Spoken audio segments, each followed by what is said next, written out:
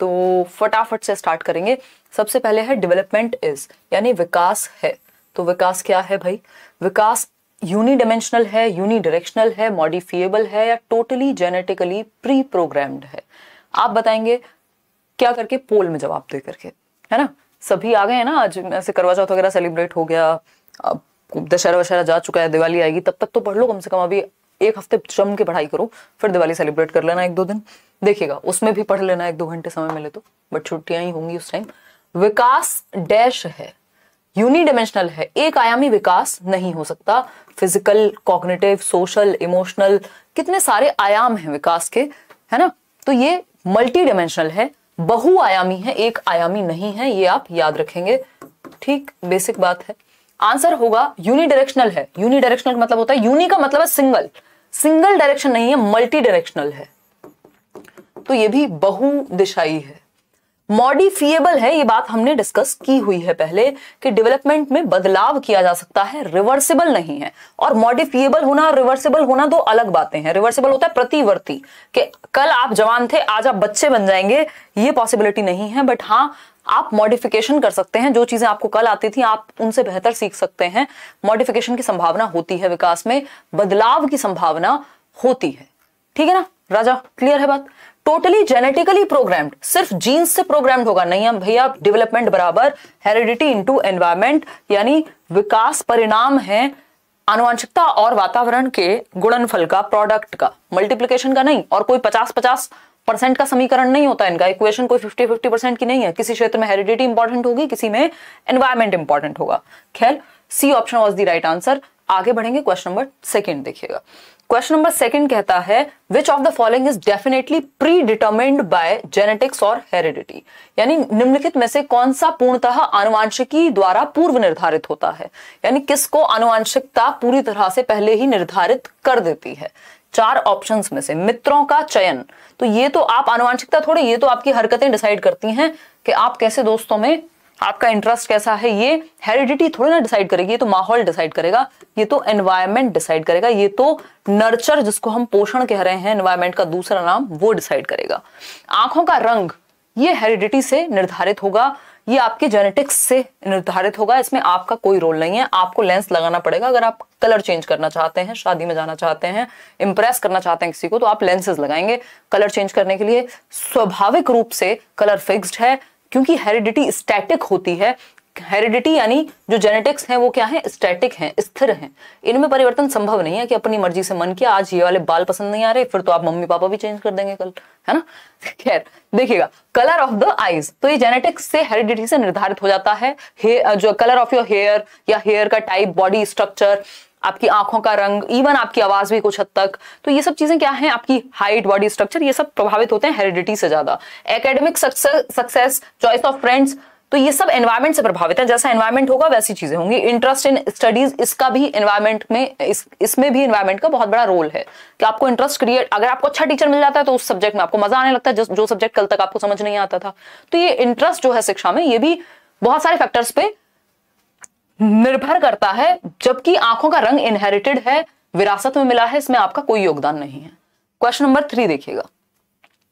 Question number 3, dash refers to the learning that children undergo when they enter social institutions such as school. अभी 1-2 दिन पहले या last week ही हमने socialisation topic किया है। बताइएगा, सीखने की वह प्रक्रिया क्या कहलाती है जिसमें बच्चे स्कूल जैसी सामाजिक संस्थाओं में प्रवेश करके सीखते हैं? मतलब जब वो परिवार में जन्म लेकर के सीख रहे हैं, है ना, इन्फेंसी से अगर हम बात कर रहे हैं तो प्राइमरी सोशलाइजेशन है। लेकिन जैसे ही वो स्कूल जाना शुरू करेंगे तो सेकेंडरी सोशलाइजेशन शुरू हो जाएगा, या दुनिया में निकलना शुरू करेंगे, जैसे ही बाकी संस्थाओं से जुड़ना शुरू करेंगे, तो इसको हम द्वितीयक सामाजिकरण कहते हैं। ये मैचुरेशन, पैसिव सोशलाइजेशन नहीं है, क्योंकि इसमें आप एक्टिवली इन्वॉल्व होते हो स्कूल में। ठीक है, एक बार को आप पब्लिक लाइब्रेरी में चुपचाप से साइड में बैठ करके पढ़ रहे हो, वहां पैसिव सोशलाइजेशन होगा। स्कूल में तो आप एक्टिव होते हो, एक्टिविटी करते हो, ठीक है ना। प्राइमरी सोशलाइजेशन फैमिली से होगा। तो सही उत्तर क्या है? डी ऑप्शन, गौड़ सामाजिकरण या द्वितीयक सामाजिकरण। क्वेश्चन नंबर 4 देखिएगा। आज स्पीड अच्छी रहेगी, इजी से क्वेश्चंस हैं, बच्चे क्वेश्चंस हैं, लड्डू क्वेश्चंस हैं अगर मैं कहूं। क्वेश्चन नंबर 4 देखिएगा, कोहलबर्ग की थियरी। इन कोहलबर्ग्स मॉरल डेवलपमेंट थियरी, स्टेज 3, कितनी स्टेजेस हैं टोटल? 6। लेवल कितने हैं? 3। लेवल 2 स्टेज 3 कन्वेंशनल मॉरलिटी, पारंपरिक नैतिकता। नैतिकता क्या है? जो हमें सही और गलत के विषय में बताए, उसको हम नैतिकता कहते हैं। कुछ ऐसे सिद्धांत जो हमें सही और गलत के लिए गाइड करते हैं, वो मॉरल प्रिंसिपल्स हैं। तो स्टेज 3 लेवल 2, ये दिमाग में बैठा लीजिए। जब हम लेवल 1 स्टेज 1 की बात कर रहे हैं तो पनिशमेंट एंड ओबीडियंस, लेवल 2 की बात कर रहे हैं तो हमारा tit for tat mutual exchange, और लेवल 3 की बात करेंगे तो good boy good girl orientation, अच्छा लड़का अच्छी लड़की अभिविन्यास। ये लेवल 2 का थर्ड स्टेज है, या लेवल 2 का पहला स्टेज है अगर देखें तो। ठीक, तो ओबीडियंस एंड पनिशमेंट क्या है? ये तो फर्स्ट स्टेज है, हमसे स्टेज 3 पूछा है। लॉ एंड ऑर्डर क्या है? फोर्थ स्टेज है, ठीक है ना, फोर्थ है। सोशल कॉन्ट्रैक्ट ओरिएंटेशन क्या है? फिफ्थ स्टेज है।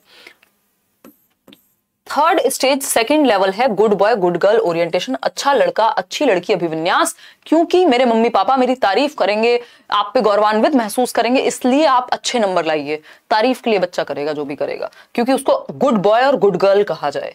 B option. आगे बढ़ेंगे, क्वेश्चन नंबर 5 है ना, समाज में इज्जत होगी, नौकरी ले लो, प्रेज मिलेगा, ये है good boy good girl orientation. Question number 5, Jean पियाजे, और आप कुछ करना चाहते हैं जीवन में इसलिए आप कुछ कर रहे हैं, तो वो फिर 5th लेवल चला जाएगा, सोशल कॉन्ट्रैक्ट ओरिएंटेशन का। आपको सही लग रहा है या और उससे भी आगे? पोल वाली दीदी के बारे में कोई कुछ नहीं कहेगा, वो आज बैठ के आइसक्रीम खाएंगी, वो लेके आई है अपनी आइसक्रीम। देखिएगा, अगर हम बात करें क्वेश्चन नंबर 5 की, तो gene Piaget's theory creation of in gene Piaget's theory, यानी जीन पियाजे के सिद्धांत में वर्तमान स्कीमा द्वारा परिवेश को समझ पाने की असमर्थता। इसमें सारा खेल वर्ड्स का है। जो वर्तमान स्कीमा है, यानी जो एग्जिस्टिंग स्कीमा है, उससे आप समझ नहीं पा रहे हैं, इसलिए नया स्कीमा बनाया गया। मतलब एडजस्टमेंट होकर के नया स्कीमा क्रिएट हुआ है। समझ पा रहे हैं? भाषा समझ पा रहे हैं?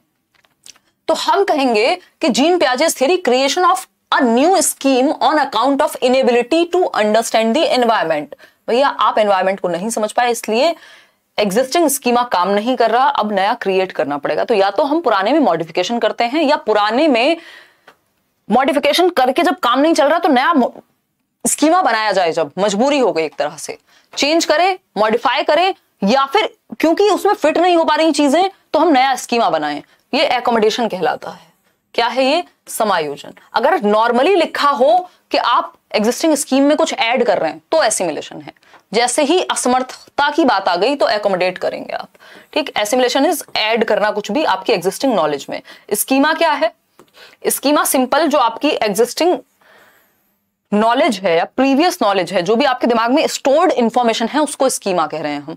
जो भी सूचनाएं आपके दिमाग में बैठी हुई हैं, आप मुझे देख के पहचान पा रहे हैं, इसका मतलब आपने स्कीमा में कहीं सेट किया हुआ है कि एक लेट्स लर्न चैनल है, वहां पे हिमांशी है, और ऐसे ऐसे हम रात को मजे से डिस्कशन करते हैं। ठीक है ना? चलिए खैर, तो A option is the right answer. हो सकता है आपके किसी फ्रेंड के स्कीमा में अभी मैं ना हूं, बट आखिर तुम्हें आना है। ठीक, क्वेश्चन नंबर 6 देखिएगा। अगर हम बात करते हैं क्वेश्चन नंबर 6 की, देखिएगा, इस क्वेश्चन बहुत कंफ्यूज रहता हूं। सवा एक सेशन लेंगे, डोंट वरी, मैं भी इंतजार कर रही हूँ नोटिफिकेशन का, है ना, क्योंकि उस टाइम पे आपका ध्यान और अटेंशन पूरी पीक पे रहती है। नहीं तो थियरीज तो मैंने बहुत बार कराई हुई है, तो तब हम समझेंगे, डोंट वरी, और नोट्स में भी आपको मिल जाएंगी ये सब चीजें। अकॉर्डिंग टू जीन पियाजे, डैश इज अ कॉन्सेप्ट और framework that organises and interrupts and interprets information. यानी कौन सा एक कॉन्सेप्ट या फ्रेमवर्क है जो ऑर्गेनाइज करके रखता है और इंटरप्रेट करता है इंफॉर्मेशन को। अभी मैंने बताया कि आप मुझे पहचान पा रहे हैं, इसका मतलब आप इंटरप्रेट कर रहे हैं कि हिमांशी है, इसका मतलब मैं आपके स्कीमा में सेट हूं। तो ये जहां पे ऑर्गेनाइज होगा कि ये पियाजे की थियरी, ये वाइगोस्की की थियरी, ये सब दिमाग में एक स्कीमा में ही तो ऑर्गेनाइज्ड है ना। आपका एक स्ट्रक्चर है, स्टोर्ड इंफॉर्मेशन है ब्रेन में, उसी को स्कीमा कह रहे हैं हम। ठीक, तो ये कोई एक्सपोजिटरी मॉडल नहीं है, कहीं व्याख्या, advance organiser, sensory register, nothing, it's simple schema. और बात किसकी हो रही है? पियाजे की हो रही है। आसान क्वेश्चन। नेक्स्ट क्वेश्चन पर बढ़ेंगे, क्वेश्चन नंबर 7 देखिएगा।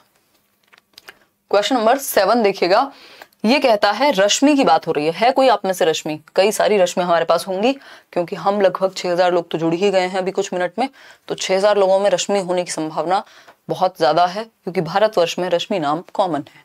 देखिएगा, Rashmi uses a variety of tasks to cater to the different learning potential of learners in her class and often makes groups to facilitate peer learning, groups बनाती हैं प्यारी रश्मि। सुन रही हैं आप सारी रश्मियां? रश्मि क्या करती हैं, एक टीचर हैं और वैरायटी ऑफ टास्क्स का इस्तेमाल करती हैं, यानी कई तरह की चीजें यूज करती हैं पढ़ाने में। बच्चों के ग्रुप्स बनवाती हैं और बच्चे पीयर्स आपस में एक साथ कोऑपरेट करके सीखें, सहयोग करके सीखें। लोग यहाँ हमारे सामने आइसक्रीम खा रहे हैं, हम देखो यहाँ बोले बोले जा रहे हैं, कुछ नहीं बचा है जीवन में अब। Which of the following theory supports her action? Simple बात है, ग्रुप में सीखना, कोऑपरेट करके सीखना, है ना, विभिन्न क्रियाकलाप, यानी बच्चे एक्टिव हैं तो वो क्या है, ये रचनावाद है। ठीक है, सहपाठियों के साथ सीख रहे हैं, ग्रुप में सीख रहे हैं। वाइगॉस्की को याद कीजिए, आंख बंद करके प्रकट हो जाएंगे वाइगॉस्की। फ्रॉइड से क्वेश्चन रेयरली कभी आता है ना, तो सिगमंड फ्रॉइड तो ये नहीं है, और सिगमंड फ्रॉइड के केस में डिफरेंट वर्ड्स वो यूज करेगा। समझ गए या नहीं? क्लियर? चलिए, हाँ आज हम थोड़े से लेट हैं।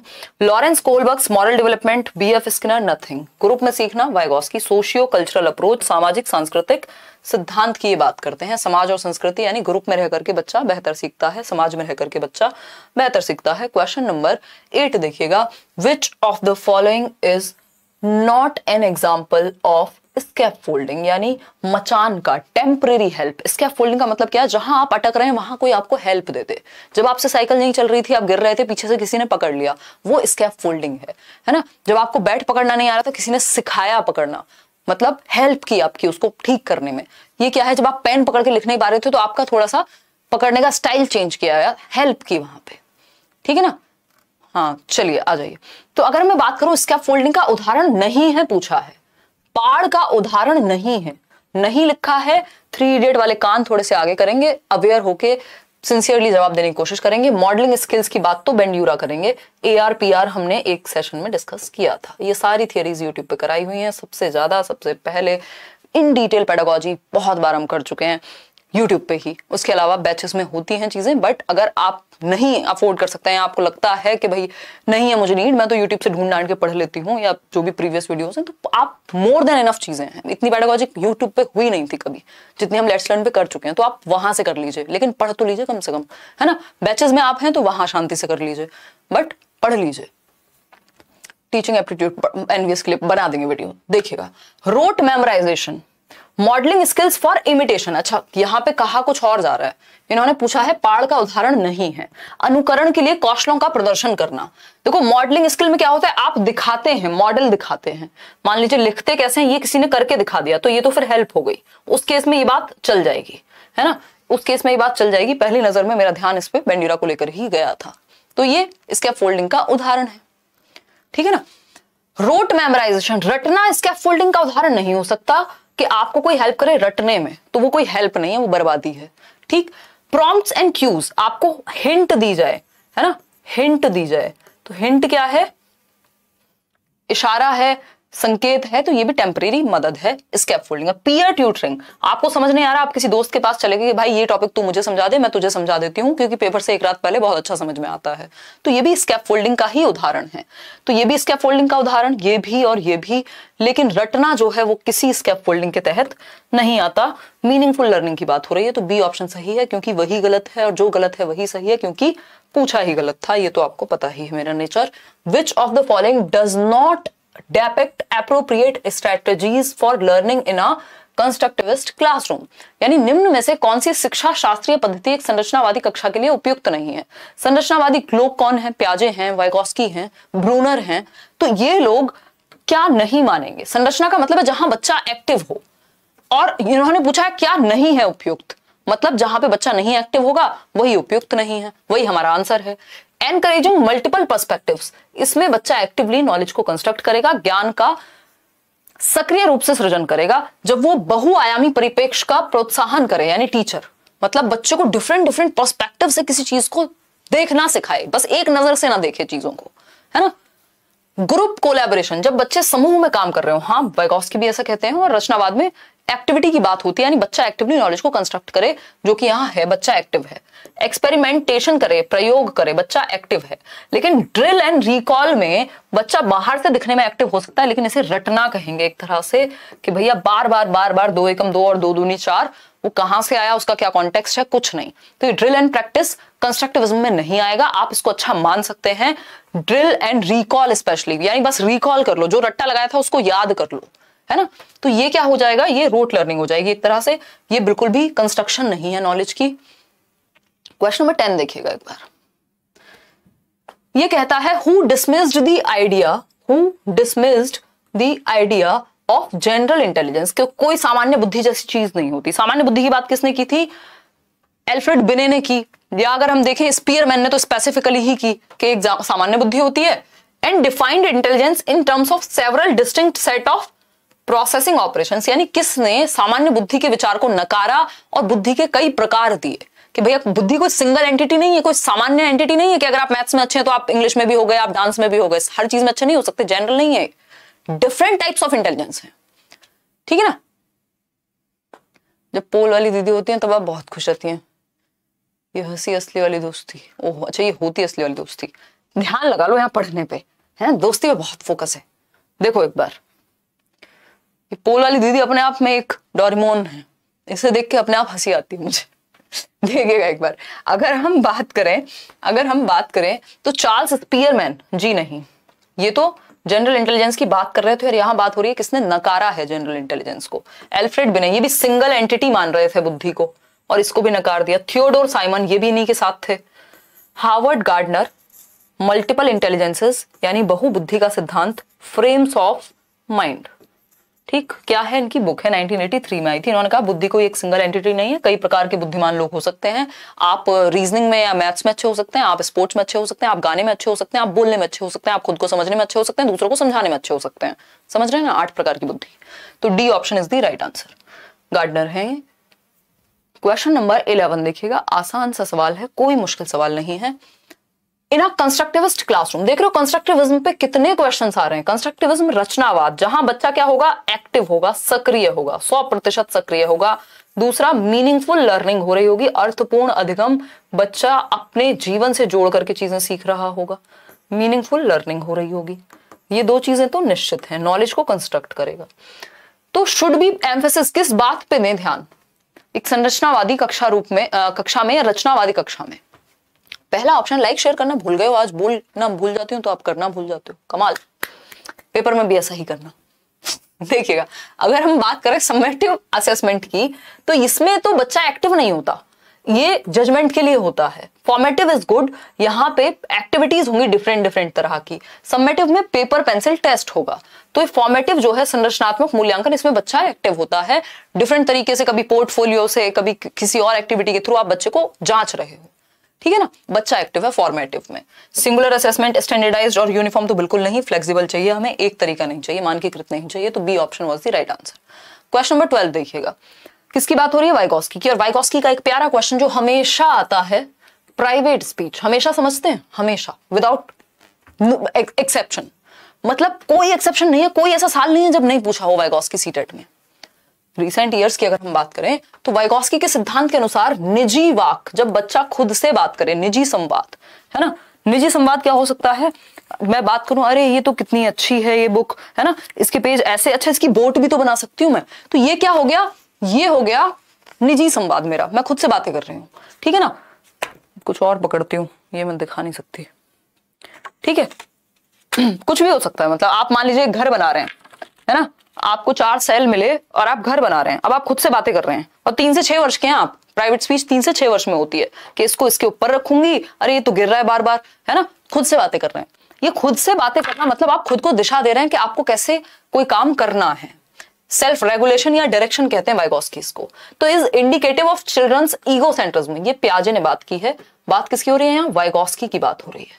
तो ये तो गलत हो गया। बी ऑप्शन है hinders children's actions and behaviour. ऐसा नहीं है कि क्रियाकलाप और व्यवहार को अवरोध करती है ये, बल्कि हेल्प करती है आपको अपने आगे की तरफ एक्शंस लेने के लिए, ठीक है ना, आपके कॉग्निटिव डेवलपमेंट में सहायक है। ठीक, आगे बढ़ते हैं। Helps children to regulate their behaviour while doing complex tasks, यानी जटिल कार्य करते समय बच्चों को अपनी थिंकिंग को, अपने बिहेवियर को रेगुलेट करने में, डायरेक्शन देने में, दिशा निर्देश देने में हेल्प करती है प्राइवेट स्पीच। आप देखते हैं ना, प्रॉब्लम में भी होते हैं या पेपर में भी होते हैं, तब भी आप खुद से बातें कर रहे हैं, अरे ये पढ़ा था अच्छा, ऐसे नहीं ऐसे था, खुद से बातें कर रहे हैं, डायरेक्ट कर रहे हैं अपने एक्शंस को। तो C option is the right answer. ऐसा नहीं है कि ये संकेत देता है कि संज्ञान कभी भी आंतरिक नहीं होता, फिर कहां बाहर हाथ पे लेके घूमते हैं हम संज्ञान। संज्ञान क्या है? हमारी जितनी भी मेंटल स्किल्स हैं तो वो दिमाग में तो होंगी, इंटरनलाइज्ड ही तो होंगी, बाहर कहां होंगी? बाहर तो उसको शो करेंगे हम। तो C option is the right answer. Question number 13 देखिए, डॉल, कई लोगों की फेवरेट डॉल। देखिएगा, डॉल्स, पापा की परी, डॉल्स एंड पिंक ड्रेसेस, या पापा का परा, dolls and pink dresses are usually associated with girls while cars and blue dresses. Cars and blue dresses, नीले रंग की जो ड्रेसेस हैं और कार्स हैं, are usually associated with boys. ऐसा होता है समाज में, फैक्ट है, रियलिटी है। ठीक, समझिएगा क्या कहा जा रहा है। लड़कियों को गुलाबी कपड़ों और गुड़ियों से जोड़ा जाता है और लड़कों को नीले कपड़े और कारों से जोड़ा जाता है। अगर कोई लड़का गुड़िया से खेलने लगे तो घर वालों के सर में दर्द भी हो सकता है ना। और पिंक कलर अगर पसंद आए उसको तो भी सर में दर्द हो सकता है, ठीक है ना। तो ये जो है जोड़ा जाता है लड़कों को नीले कपड़े और कारों से, और गुलाबी कपड़ों और गुड़ियों से जोड़ा जाता है। अब कई लोग कहेंगे ऐसा ही तो होता है, तो नेचुरल बात है ना, लड़कों को तो ऐसे ही कार्स ही तो पसंद होती हैं। तो इसका बहुत बड़ा रोल एनवायरनमेंट है। अगर ऐसा है भी, अगर हम इसको सामान्यकरण में देखें, जनरलाइज्ड वे में देखें, हालांकि ऐसा नहीं है कि लड़कियों को कार नहीं पसंद हो सकती है या उनको ब्लू कलर नहीं पसंद हो सकता है, वाइस वर्सा, लड़कों के केस में भी उल्टा हो सकता है। तो ये कोई फैक्ट नहीं है इसमें। फिर अगर आपको ऐसा लग रहा है, अपने आसपास एग्जांपल्स दिख रहे हैं कि अरे लड़के अच्छी गाड़ियां चला रहे हैं, उसका रीजन क्या है? एनवायरनमेंट, है ना। उसका मेजर रीजन एनवायरनमेंट। दूसरा, इंडिविजुअल डिफरेंसेस। सभी लोग एक जैसे नहीं होते, सारे लड़के अच्छी गाड़ी नहीं चलाते, नहीं तो एक्सीडेंट होते ही नहीं। ठीक, तो हम ये नहीं कहेंगे कि इसमें कुछ हेरिडेटरी है या हाँ ऐसा ही होता है, क्योंकि आप समाज में एग्जांपल ऐसे ही देख रहे हैं और कई लोग तो पढ़ा भी ऐसे ही देंगे, महान टीचर्स हैं हमारे यहाँ, है ना। तो ये सिंपल क्या है? स्टीरियोटाइपिंग है, जेंडर रूढ़िबद्धता है। ये हमने इतनी बार, एक झूठ भी इतनी बार बोला जाए ना, रिपीट किया जाए अगर खूब अच्छे से, तो वो भी सच लगने लगता है। ये वैसा ही है ना। जेंडर रूढ़िबद्धता, ये लिंग रूढ़िबद्धता है, क्योंकि इतनी बार ये चीज रिपीट हुई है कि अब दिमाग में बैठ गई, हाँ ऐसा ही तो होता है। तो ये स्टीरियोटाइपिंग है। एक नंबर लेना है तो आप इसको ठीक कर लीजिएगा, वैसे भी जीवन में ठीक कर लीजिएगा अगर आप थोड़े से बेहतर इंसान बनना चाहते हैं, जो थोड़ा प्रोग्रेसिव हो, प्रगतिशील चिंतन रखता हो, ठीक है ना। कॉन्स्टेंसी होती है कि आप जेंडर ऐसे चेंज नहीं कर सकते जैसे आप कपड़े चेंज करते हैं। एम्पावरमेंट आप समझते ही हैं, किसी भी लिंग को ऊपर लेके जाना, मतलब दबाव में ना रहे वो, ठीक। डाइवर्सिटी इज डिफरेंस, विभिन्नता। तो D option is the right answer. तो आगे से कोई कहे तो उसको समझाना कि ये फालतू बातें नहीं, ठीक। क्वेश्चन नंबर 14 देखिएगा। क्वेश्चन नंबर 14, उसके 2-3 बहुत सारे रीजन है। अगर आप बात करेंगे ना, जैसे कोई पिंक कलर पे बात कर रहा है या चलाने पे, ड्राइविंग पे बात करेगा, उसका एक रीजन कंडीशनिंग है, सोशल कंडीशनिंग जो समाज ने की है ना। एक रीजन उसका स्टीरियोटाइपिंग है। वो स्टीरियोटाइपिंग में तो फिर सब कुछ ही आ गया, चाहे वो कंडीशनिंग हुई, चाहे वो फिर हमारे प्रैक्टिस और एफर्ट और एक्सरसाइज और ट्रेनिंग कितनी हुई है किसी चीज को लेकर के, है ना। क्वेश्चन नंबर 4 की अगर हम बात करें तो असर्शन की जब हम बात कर रहे हैं और रीजन की जब हम बात कर रहे हैं, तो कथन और कारक की जब हम बात कर रहे हैं, इस बार के फेवरेट क्वेश्चंस में से है ये। इस बार बहुत इस तरह के क्वेश्चंस आए, समझिएगा। देखिएगा, अगर हम बात करते हैं फर्स्ट असर्शन की, कथन की, तो ये कहता है education fails the child when children are expected to reproduce knowledge in more or less the same way it was received. जब एजुकेशन फेल हो जाती है, मतलब हम बच्चे को सिखाने में असमर्थ हो जाते हैं, असफल हो जाते हैं, जब हम उससे ये एक्सपेक्ट करते हैं कि जैसे तुम्हें रटवाया गया है वैसा ही उगल दो, वैसा ही लिख दो, छाप दो कॉपी में, रट लो इसको, ये क्या है? एजुकेशन फेल हो गई। बिल्कुल सच बात है भाई। वो अगर आपसे सेम क्वेश्चन भी किया जाए तब भी 2 लोग उसका जवाब अलग अलग तरीके से दे सकते हैं, सिंपल बात है, ठीक है। अभिषेक, लाइक शेयर करते रहो अभिषेक। रीजन की अगर हम बात करें, reproduction of information is a meaningful indicator of children's learning. Next, इसका रीजन क्या दिया है कि जानकारी का पुनः उत्पादन बच्चों के सीखने का अर्थपूर्ण घोतक है या द्योतक है ना। तो द्योतक कैसे है भाई? ये एक लाइन में कहा है कि शिक्षा असफल हो जाती है जब बच्चों से यह अपेक्षा की जाती है कि वे प्राप्त ज्ञान को ज्यों का त्यों पुनः उत्पादित करें, यानी रटें। तो ये तो ट्रू है भाई, शिक्षा फेल हो गई अगर आप रटने की बात कर रहे हैं। बट इसका रीजन क्या दिया है? इसका रीजन दिया जानकारी का पुनः उत्पादन बच्चों के सीखने का अर्थपूर्ण द्योतक है, यानी मीनिंगफुल लर्निंग है। अगर आप रिप्रोड्यूस कर रहे हैं, अगर आपने कोई नंबर रटा और उसको रिप्रोड्यूस कर दिया, अपना कोई थॉट नहीं लगाया, हालांकि नंबर के केस में तो सेम ही चलेगा, तो आप मीनिंगफुल लर्निंग कर रहे हैं। ये तो फॉल्स है ना, ये तो फॉल्स है। ये तो वैसा हो गया कि मीठा खाना बुरी बात है और खुद बैठ के मिठाई का पूरा भंडार लगा करके बैठे हैं। तो ये रीजन गलत है, इसका पहले वाला सही था। तो हम कहेंगे A is true but R is false, यानी C option is the right answer. ऐसा नहीं हो सकता कि दोनों सही है और रीजन भी सही है। रीजन सही होता तो फिर आंसर ये हो जाता। समझ पा रहे हैं या नहीं बताइएगा? है तो फिर हमारी मैम ने ऑडियो खरीदी। अब देखो शैलजा दिल पे ले गई हैं। C option is the right answer, है ना। देखिएगा, अगर हम बात करें क्वेश्चन नंबर 15 की, क्वेश्चन नंबर 15 खरीदी भी और खरीदी का तो पता नहीं, बट हाँ 23-24 हजार चला दी एक साल में, इसका मतलब यूज की है ना, रखने के लिए नहीं खरीदी सिर्फ। देखिएगा, अगर हम बात करें दिल्ली में, what is the role of teacher and students in constructivist classroom. अगर हम बात करते हैं कि टीचर और स्टूडेंट्स का रोल क्या है संरचनावादी कक्षा में अध्यापक और छात्रों की भूमिका की जब हम बात कर रहे हैं, बताइएगा। पहला ऑप्शन है both students and teachers are passive. भैया कंस्ट्रक्टिविस्ट क्लासरूम में बच्चे का एक्टिव होना जरूरी है। Students are active but teachers are passive. क्यों? दोनों ही एक्टिव होकर के एनवायरमेंट क्रिएट करेंगे, टीचर को पैसिव क्यों करना है? Both teacher and student are active. अध्यापक और छात्र दोनों ही क्रियाशील होते हैं, तभी तो रचनावादी कक्षा है ना, वो जहां एक्टिविटी हो रही है। टीचर इज एक्टिव बट बच्चे पैसिव हैं, ऐसा कुछ नहीं है। C option is the right answer.